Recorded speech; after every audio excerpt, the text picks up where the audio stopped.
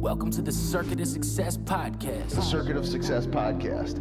With your host, Brett Gilliland. Brett Gilliland, Visionary Wealth Advisor.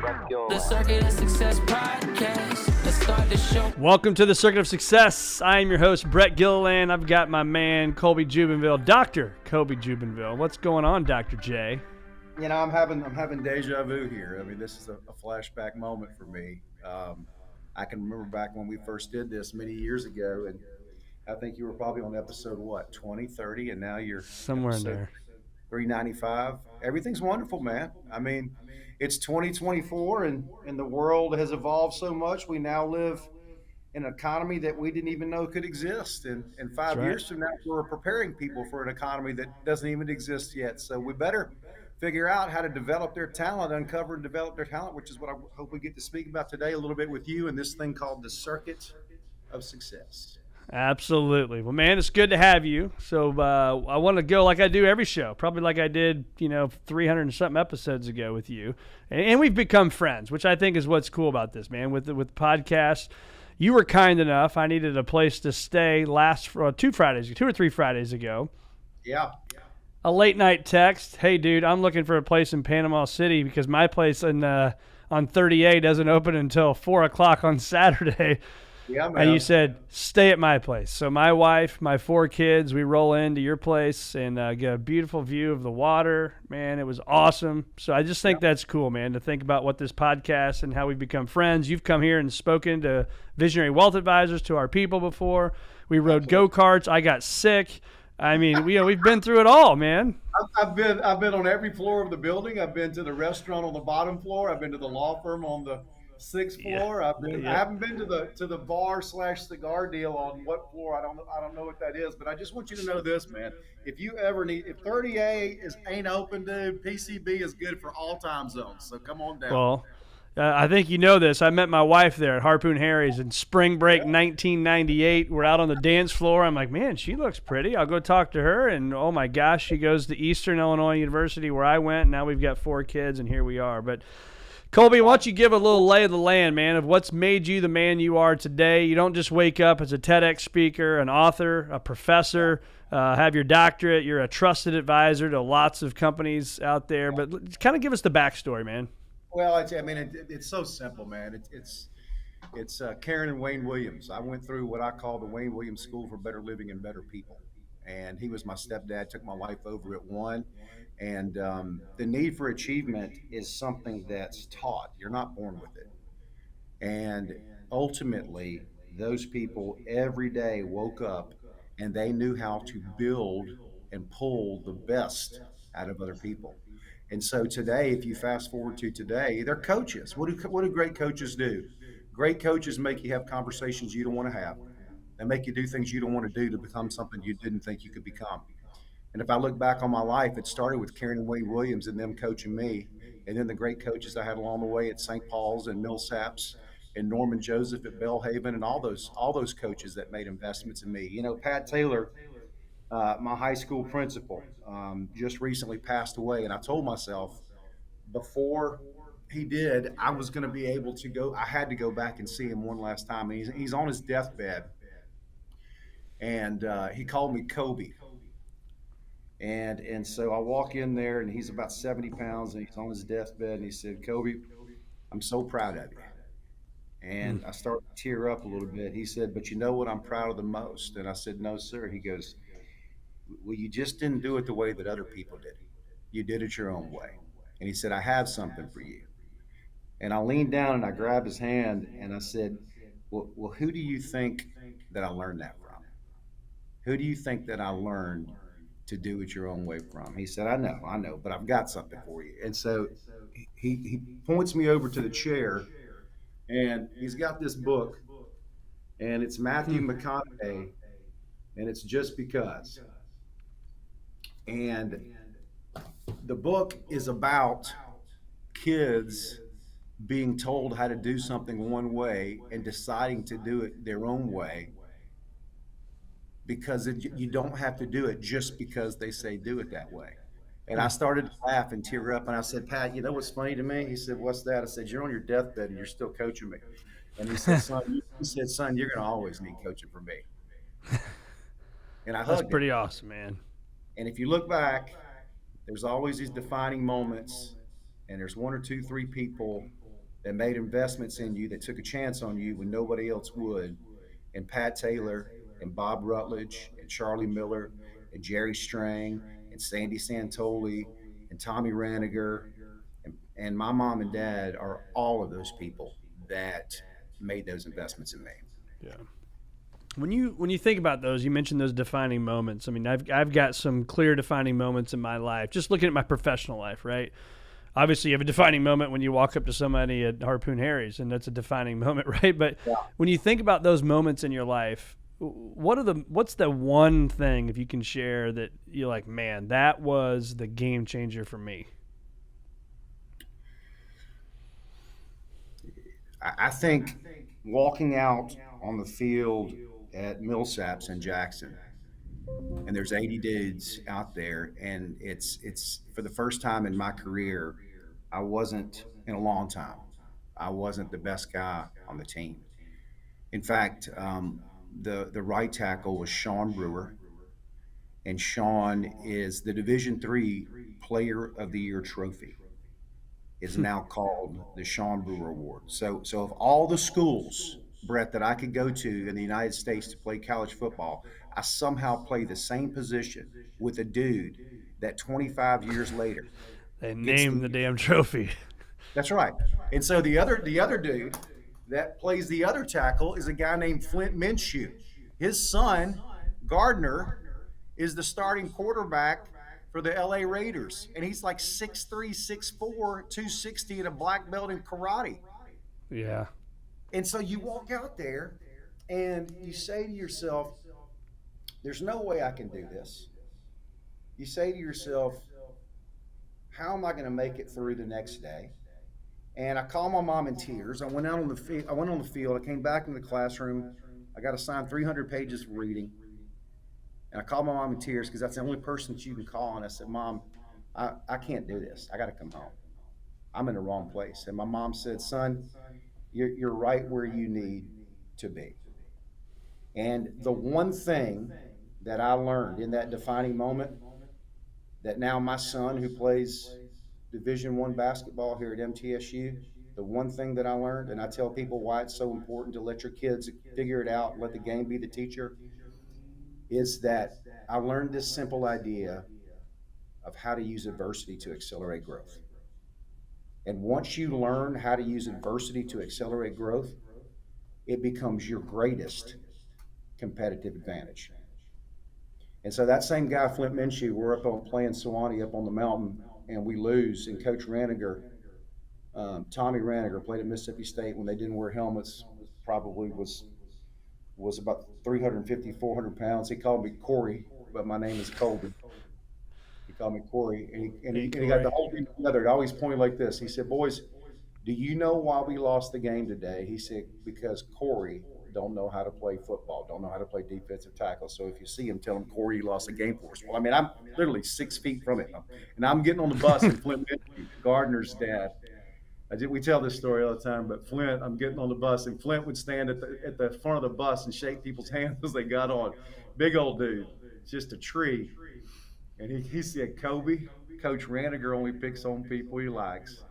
And hell, son, he must love you. And I got on that bus and laid in dip, spit, and sardine cans. And Brett, I said to myself, if this is the worst they can do, I'm going to make it. And one of the things that we learn from those experiences is that they shape our lives. Yep.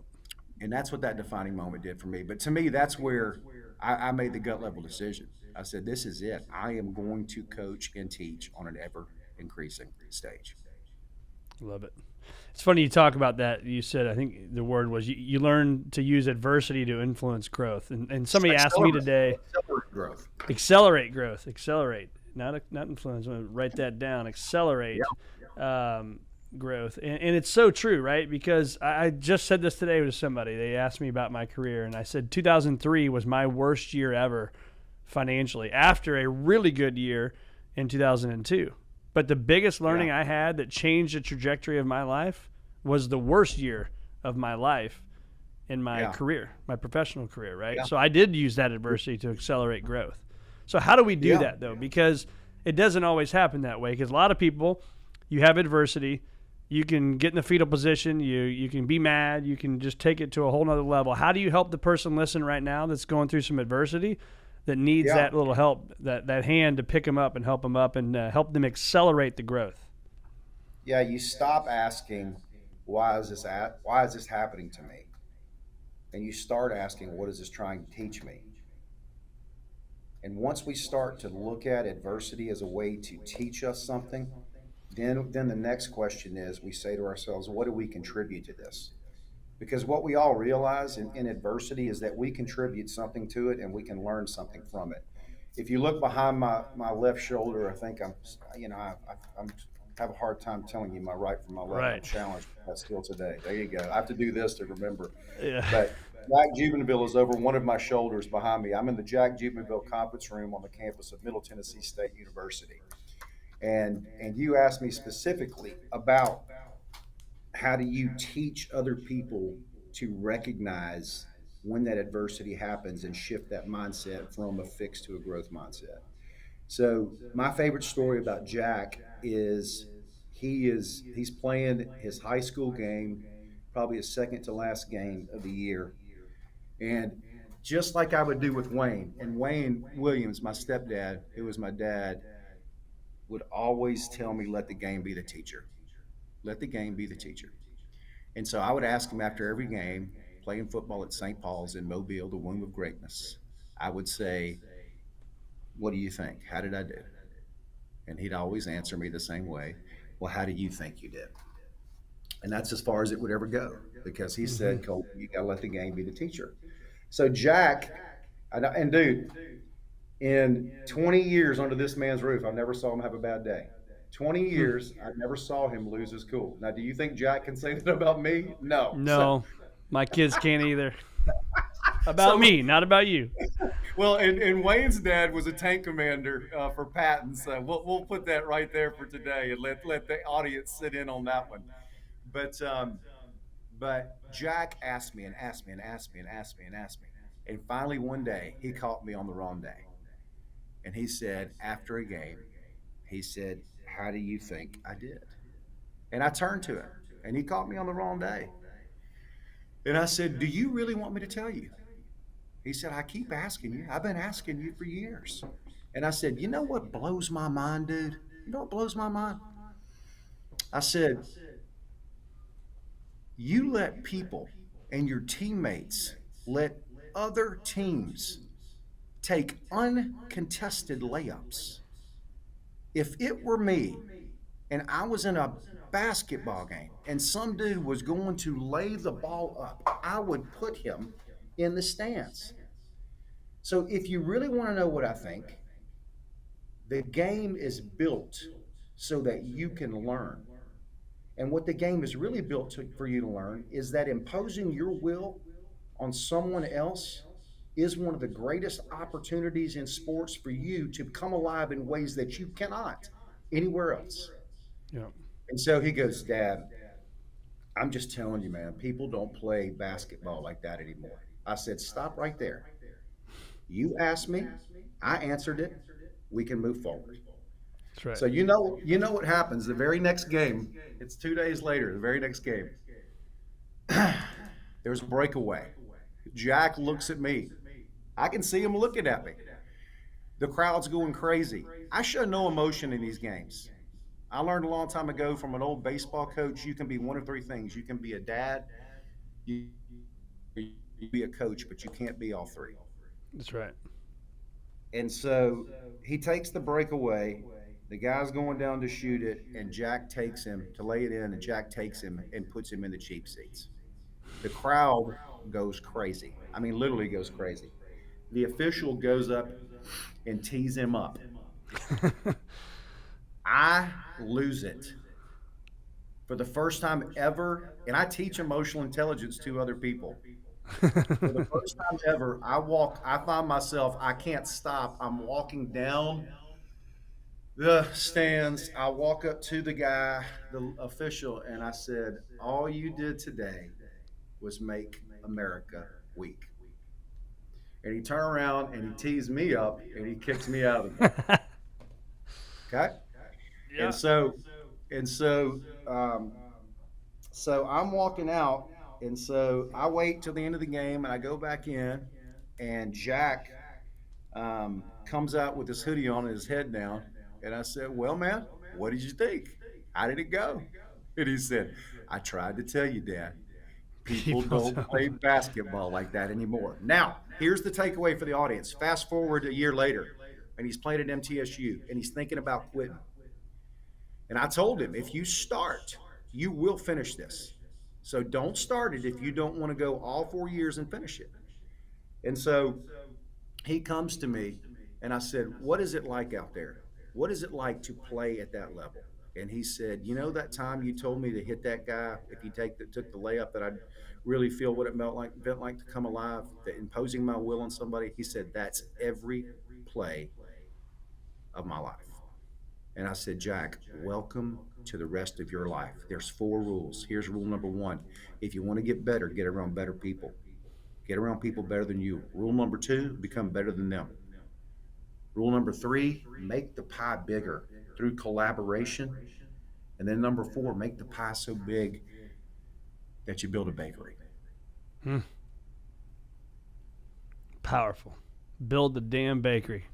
Build a bakery, man. And so what I've spent the rest since I probably interviewed with you, what I've spent my life doing is getting around people better than me, understanding the patterns and stacking the patterns, which is one of the pieces of the talent development framework that I teach, and getting better than them, building collaborative relationships where the pie gets bigger for everybody, and then making the bakery and sending out the pies.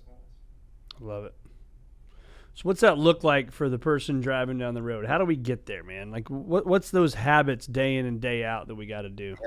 Well, that are habits, and you know that as well as I do. And the first habit for me starts at 4:45 every morning, 4:30, 4:45, drinking apple cider vinegar. That's the very first habit of my day. Then the second habit is getting to F45 on Thompson Lane and working out. And I will tell you, it's somewhere in my 30s and my 40s, when you experience a lot of adversity in life, it is easy for those habits to fall to the wayside. It is easy to feel sorry for yourself. And those emotions work up to a point. And then you've got to decide again to make a gut level decision to go. I think every person that's driving that car right now needs to understand this, that in the knowledge economy, it's about knowing and understanding your value, putting yourself in a position to use it, but more importantly, we are going to reinvent ourselves in almost every stage of our career. It's reinvention. And so what it looks like is to win at the basics, to get clear at the basics, to understand that every industry has market specific knowledge, and you've got to decide what market specific knowledge you want to master. And before you can master 2 things, you have to master 1 thing. That's Harder's competence motivation theory. Master it, build the patterns, stack the patterns, develop the emotional intelligence. What's the story you tell yourself every day? What does your personal brand look like? And then ultimately that leads to a growth mindset and developing personal relationships. And so I want to finish that thought, and I've just threw a lot at you, but all those pieces make up this thing called the talent development framework that I've created. And I think our first responsibility, and I sent you a picture, our first responsibility, I believe in education, I believe in any type of education. Our first responsibility is to develop their talent. And I've built a step-by-step process, and that leads all the way up to personal relationships. And we hear this all the time. It comes from Jerry Maguire. The four greatest lines, the 4 words from Jerry Maguire are what? Show me the money. Yeah. And then the next set of 4 words are help me help you. Right? But the most important line in the movie is the things we think and do not say the future of our business. The things we think and do not say the future of our business. And he talks about the late, great Dickie Fox in that moment where the Who is playing in the background. I'm in tune. That's the song that's playing in the background. And he says, Dickie Fox says, the key to this business is personal relationships. So I wrote that up on my wall, on my whiteboard. And I wrote this question: When do relationships become personal? And they become personal when they become meaningful. When does a relationship become meaningful? It's our relationship. It's two or more people working together through interdependence towards a common goal. Show me a society that does that, and I'll show you better marriages. Show me a society that believes in that. I'll show you people that show up for work and they're engaged. It forces you, if you take that frame, two or more people working together through interdependence. Brett, we don't teach interdependence. What do we teach above anything else? We teach what? Independence. That's damn right, Dave. See, I didn't. It's funny you say that. Sorry to interrupt, but like we talk about that even here in our firm, because what we have found is the independent person isn't as highly connected as the interdependent person, right? We need to be in. They need us. We need them. We can't do what we do.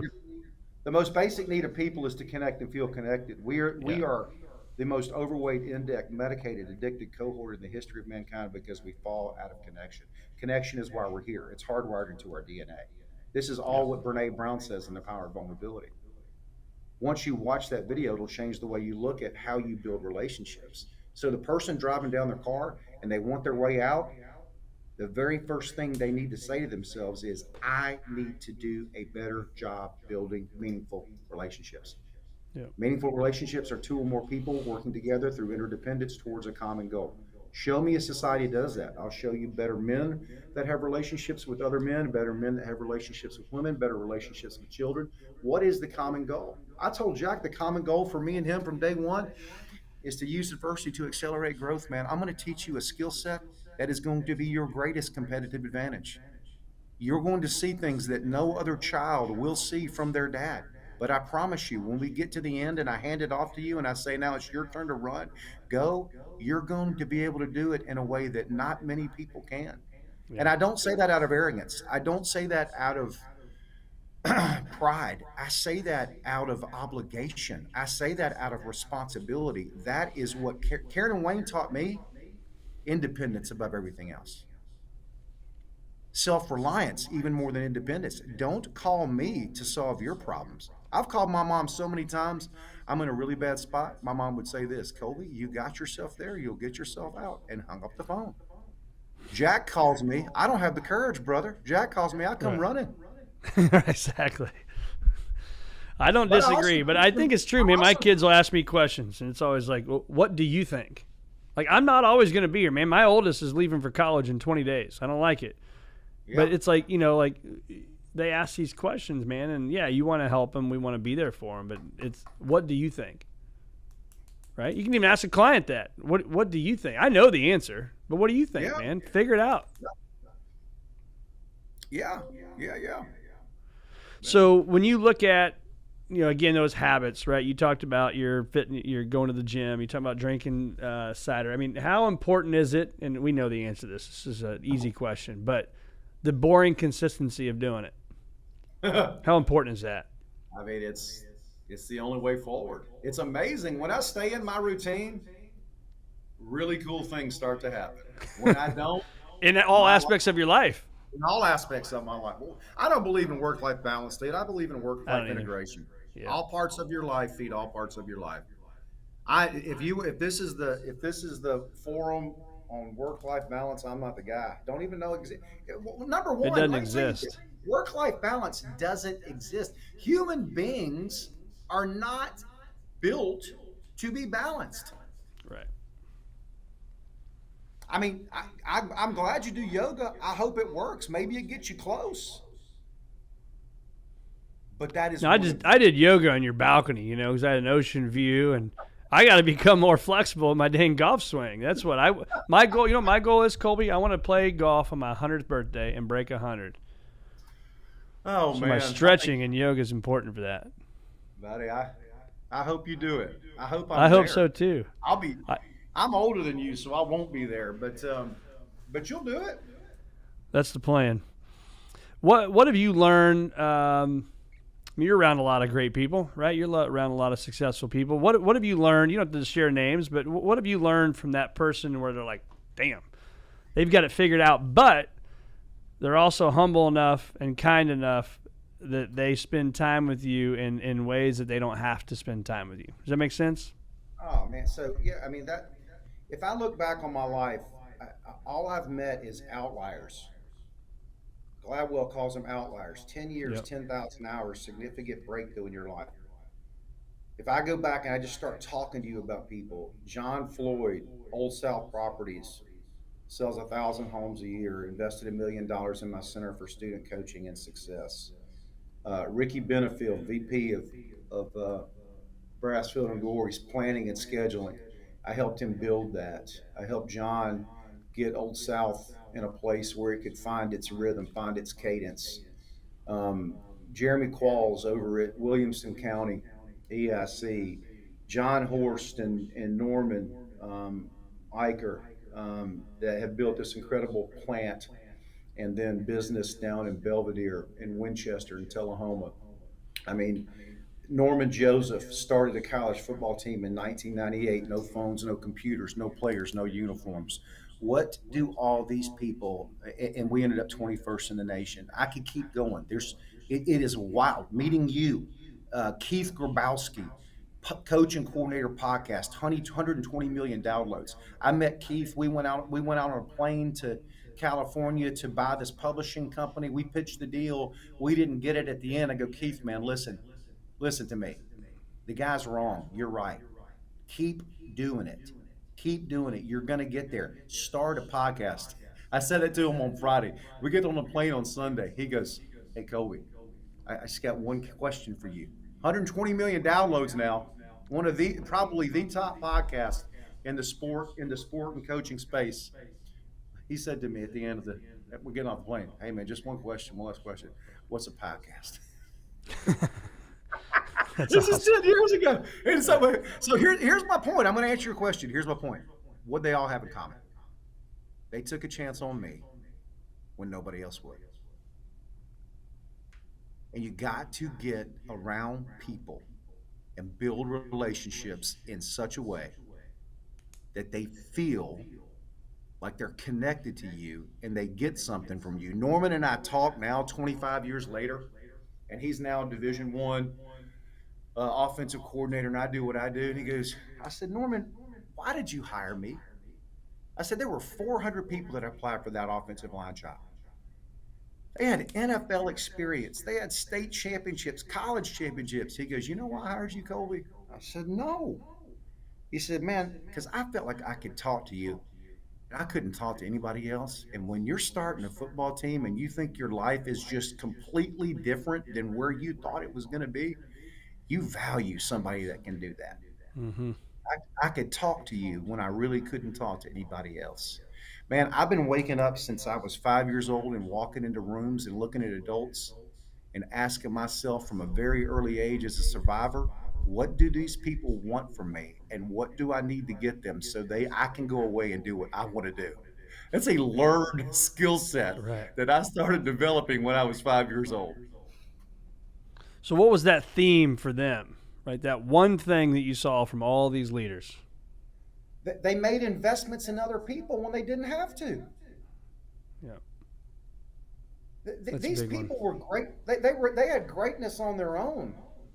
But yet, if you look at every one of these outliers, the difference between them and other people that I've worked with that I will not work with today, their philosophy is, I'm going to take you with me. The people that I don't work with, their philosophy is, I'm going to have all the success and you won't. Yep. But I want you to do all the work. So the future of work is unique ability teams. Unique ability is this place where you get to in your life where what you do gives you energy, it gives other people energy, it creates new levels of challenge, new levels of opportunity. Well, I think the abundance versus scarcity mentality, right? I Yeah. mean, that's a big. I talked about that today as well with somebody. I mean, I think the scarcity, make the pie bigger, dude.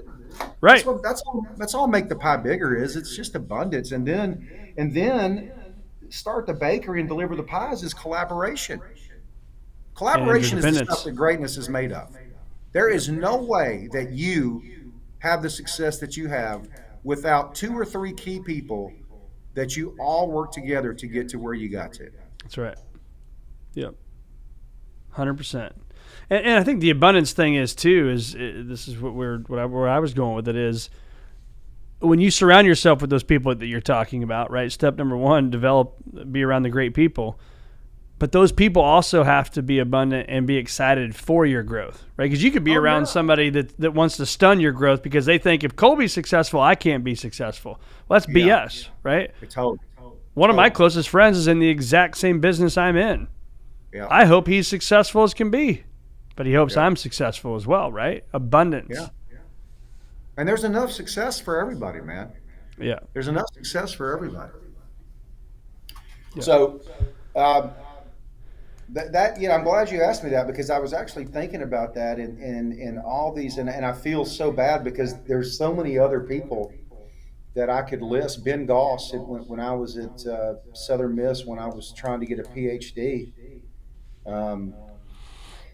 we were at a bar, and he goes, "Man, I see you talking to all these girls. I mean, if you think you could introduce me to these girls, and then I can help you with these classes, because I see you not doing well in these classes." And I'm like, "Yeah, man, we could get this started today. Where do I sign up? This is gonna be." I'm in. I mean, there's so many, man, that I have met along the way. Norman Joseph took a chance on me. John Floyd in Old South, seriously. Had no reason. I had no track record. I didn't, just like you. I didn't go to trusted advisor school. Right. But I am. Yep. How many fears have you put in your mind, Colby, that have actually blown up to the magnitude you put them in your mind to be? Every one of them. Really? Well, I may misinterpret that question, but the fear is always just in your mind, man. I mean, well, that's my point, right? How many of those fears we put up here actually blew up to where you put them in your mind to be? Oh, yeah, zero, yeah. Right? Yeah. But we put them in there. Well, I blow them up. Them up. But that's I ask that question in damn near every podcast, because I think there's so many people out there that don't take action, which is one of the circuits of success, taking action, because of the fear they put in their mind, because they believe that fear that's in their mind. But reality is, every single person I've had on here, 394 people, have said zero. Yeah. Right? Now, it stuns our growth. Absolutely. Well, when I first started speaking, I can remember this guy called me and he said, "Hey, would you come out here to this chamber event?" I'm like, "Yeah, man. How many people do you think will be there?" He's like, "Probably 20. I'm like, "All right." So I go in there, there's 300 people in the room. And I'm like, "Can I pull the fire alarm?" Exactly. How do I get the hell out of here? Can I crawl underneath the table? Can I run out the back door? Here's your speaker, Colby Jubenville. Today, before I walk out on that stage, I say this to myself, and this is exactly to your point. I say to myself, these people have no idea what's about to happen to them. I'm going to find the one person that's fighting me in this room, and when I'm done, they are going to feel what I want them to feel. I wrote a book on personal branding, and I can boil the book down into 2 sentences after doing this for so many years. Personal branding is made up, and this is part of the talent development framework. Personal branding is made up of 2 key pieces. And this goes to your point about what we think about ourselves, what we tell ourselves. Personal branding is about brand image and brand identity. Brand image, watch how simple this is the feeling that you want other people to have when they spend time with you. Brand image is the feeling that you want other people to have when they spend time with you. The feeling that I want people to have is conviction. I want them to feel my conviction.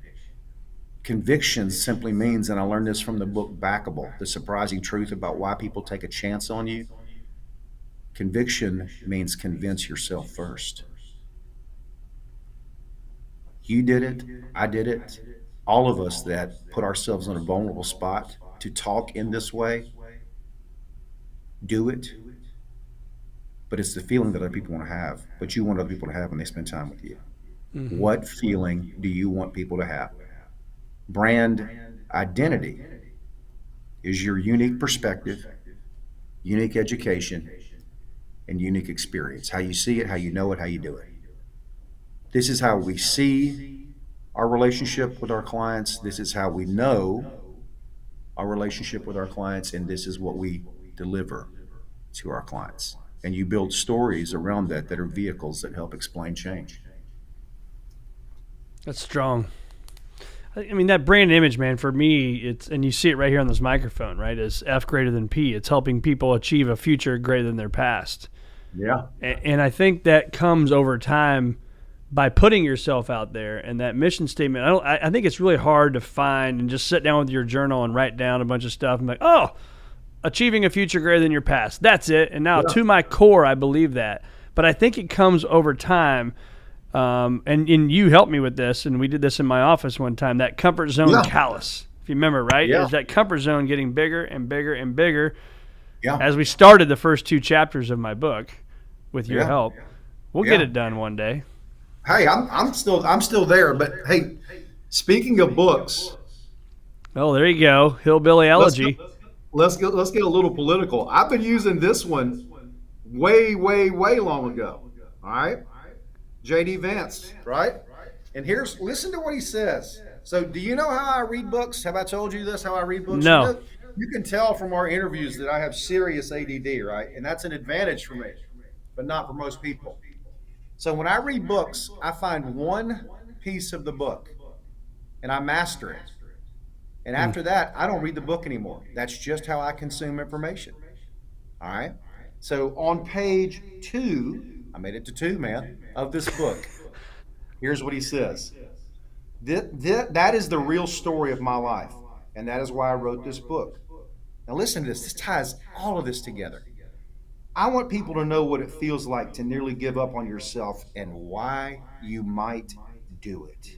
I want people to understand what happens in the lives of the poor and the psychological impact that spiritual and material poverty has on their children. I want people to understand the American dream as my family and I encountered it.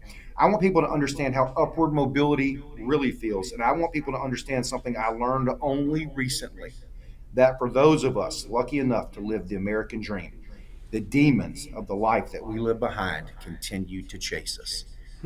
Make your future bigger than your past.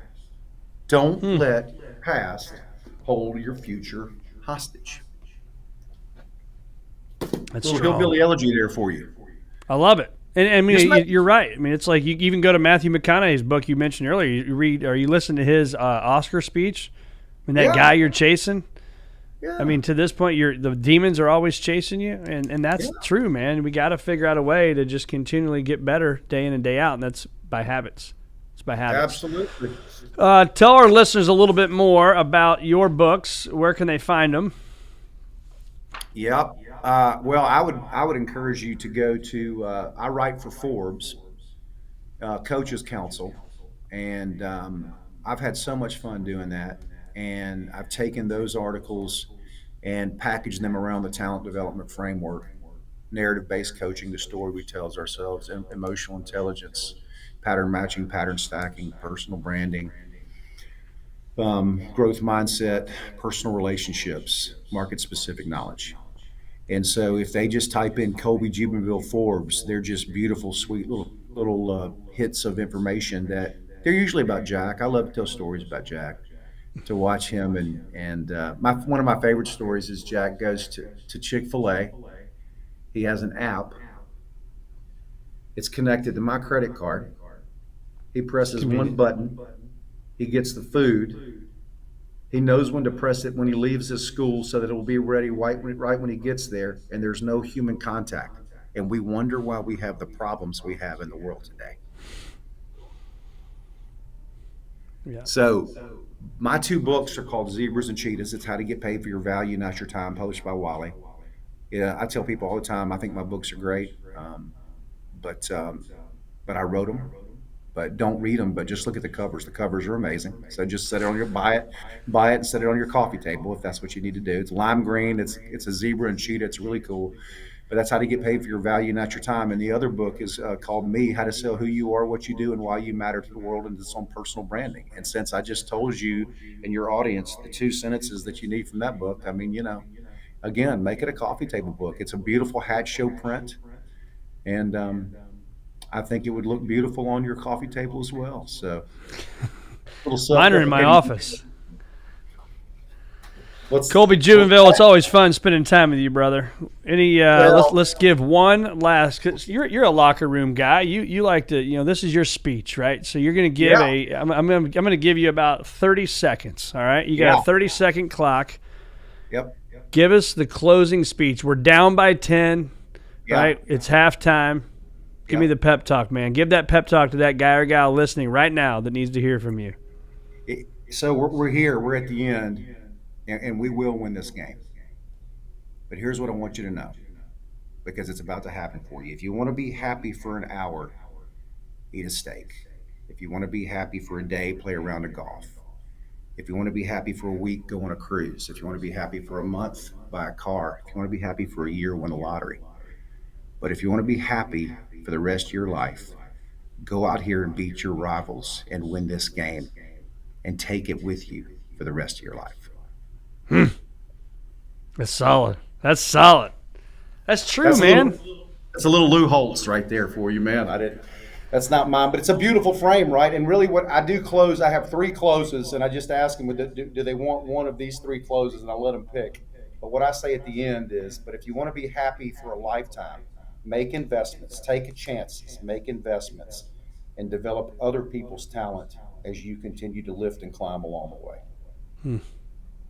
Yep, serving others, my friend. You do that for everybody through the podcast, and I've watched you do it right there in the work that you do. And I so appreciate the opportunity to spend some time with you and your audience. I'm actually launching a podcast. I will let you know about it when I do. It's an incredible story, and I'm not going to release it yet, but off air I will tell you, and that'll be a little teaser for the next time that we get together. I love it. Can't wait. Dr. Colby Jubenville, as always, my friend, good to be with you. Stay with me while I turn this thing off here, but good to be with you, brother. Thank you, sir. Appreciate what you do.